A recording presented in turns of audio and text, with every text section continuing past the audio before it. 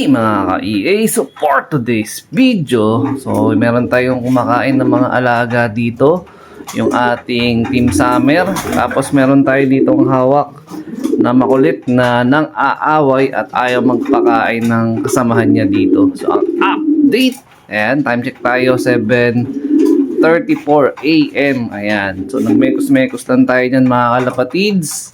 So, for the meantime, silang tatlo muna yung magmumukbang kasi nga, ito sa problema ko, lagi na lang tayo, merong siga sa ating flyers loop. Ayan, si Grisel, ayan, pawalan natin. Actually, galing na ng loplay yan. Nagpa-loplay ako kanina, maaga, mga 6:45. Okay naman loplay ng mga ibon. Tapos, mamaya, meron tayong basketing para sa ating club training. Gapan Nueva Ecija na po ang aming club training. So far so good. Since no nagsakay tayo sa ating club training TDFC, 4 out of 4 pa rin. So possible by next week, no? Mismo pagtapos siguro ng Tacloban race ng BBCM, magpo-proceed na tayo agad sa summer training direkta na sa BBCM. So sa ngayon, yung advanced training na ginagawa natin ay sa club namin yan dito sa San Jose del Monte, Bulacan, which is sa TDFC. So, dun sa mga hindi pa member, yan, inaanyayahan ko ulit kayo na sumali sa aming club. Or nyo lang si Sir Jun Boy Cabajo. 100 pesos lang ang membership. Masusukatan na kayo ni Sir Jun. Pero syempre, kung hindi pa kayo member ng BBCM, isabay nyo na, no, mga kalapatid. So, ito yung update sa mga breeders natin dito. Nagbigay na naman tayo ng ano dyan, no, herbs na ginagamit natin, yung herbal na ginagawa natin sa mga ibon natin, especially dito rin, ayan o, yung mga YB din dito. Ito pipick upin na to by Friday ni Homing, o dadalhin sa Alegre. Ako yung mga pang entry, mamaya papakita ko sa inyo yung outcome ng breed natin. So ito rin yung organic na prepare natin, yan, bigay din natin sa mga flyer. Yan, nabawasan na yung pagkain kanina kasi hindi sila makakain eh. Ayan, syempre wala iba, feeds natin. Yan, Kalapatid Mix or Kalapatid Feeds by Sir Ronald Gonzales. Yun. So, ang padating na mga sasalihan natin na OLR, dalawa yan. So, una dyan, yung pasahan ng Alegre. Start na po yan ngayong March, every Saturday. Pagdating naman sa Kalapatids, ang accepting nila or submission ng mga entry, start po ng April, every Saturday and Sunday. So magkaibang lugar yan, yung sa Alegre, Binangonan, Rizal. Dito naman sa Kalapatids OLR ni Sir Ronald Gonzales is dyan sa may bandang Pililla, Rizal naman. So pag na-locate nyo yung hanapin nyo lang yung kanilang mga Facebook page ng Alegre Juan Lopres at Kalapatids Juan Lopres. So para sa ating tatlong batch, napisahan na nga yung ating lineup ng pang Alegre tsaka pang Kalapatids. So 4 sa Alegre, 2 or 3 sa Kalapatids. So yun yung magiging natin, line up natin. Ayan. Nako, may bala ka. Natatakot na sa atin yun. Ibon natin eh. Ayan, naiilang. Ayaw magpabulag. Ayan o. Kanda, tapon-tapon yung patuka natin dito sa Nagbigay lang din ako ng power pills tsaka ng calcium para sa YB. And okay naman yung health condition ng YB natin. Shoutout sa partner ko, kay partner JR from Alberta, Canada. Ito na yung unang pisa ng lineup ng pang OLR natin, partner. Tapos ito naman yung pangalawa. Yan. So sakto to, isang pula tsaka isang checkered yung kinalabasan. Nagsingsing na ako, tapos nagbigay nga ako kanina ng supplement.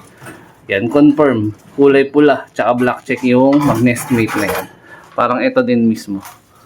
Ayan. So, ito is related dito, no? Dahil si Lady Mina to is full mother and father niya to. Itong dalawa. So, full sib niya yun. Tapos, ito naman, si Frankie Boy is related dito sa ilalim, which is ito yung pangatlong set natin ng pang Alegre. Yan. Ito, direktang lola na to ni Frankie Boy, Dilema.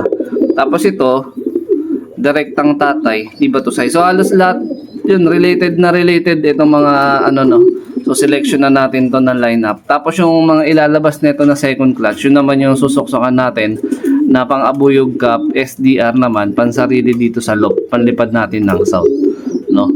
So wala akong breed ng north, stop ako ng lipad ng north. So after netong summer, makikibalita lang tayo sa mga lipad ng tropa ng north. So proceed tayo agad by south na. So yun, medyo magbabawas tayo ng ng craze ngayong season kasi hindi ko nga masyadong matutukan kasi kulang ako sa panahon tsaka hindi ko naasikaso. So okay na siguro yung 2 season.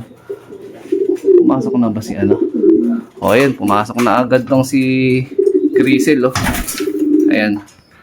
Karoon nga ito ng problema nung nakaraan kasi nung mga nakaraang club training nakikipag-away ito sa crates. Namagayong mata. Kala mo one eye cold. Yan. Pero siya lang naman yung namumukod tangi na ganun. Ayan, iinom na siya ng herbal na prepare natin. Ayan, may halong oregano, malunggay, thyme leaves, ano pa ba? Honey, bawang, ano pa ba? Luya. Ayan. Basta herbal na makakatulong sa sa mga ibon natin. 75 years later. So ito mga kalapatids, yung pinakabunso natin sa lineup. Ayan, si Bulilit. Blue bar siya. Pamold pa lang to. Pero tingin ko aabot at aabot naman to sa tamang edad pagdating ng derby. Ayan.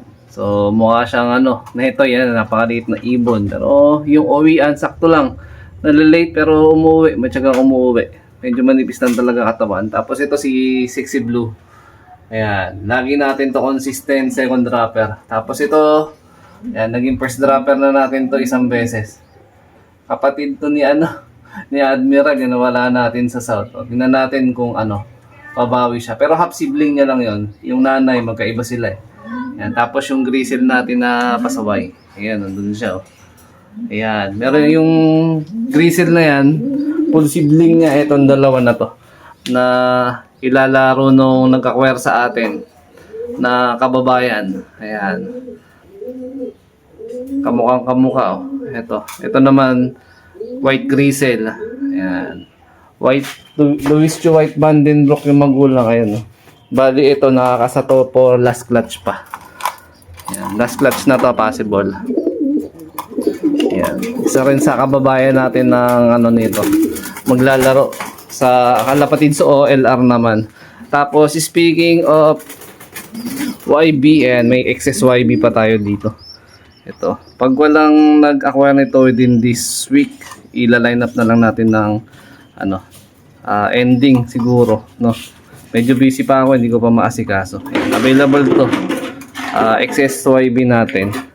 Lahi pa rin nung Javier Leyte line natin na nakakross dun sa Taiwan na galing kay Madla.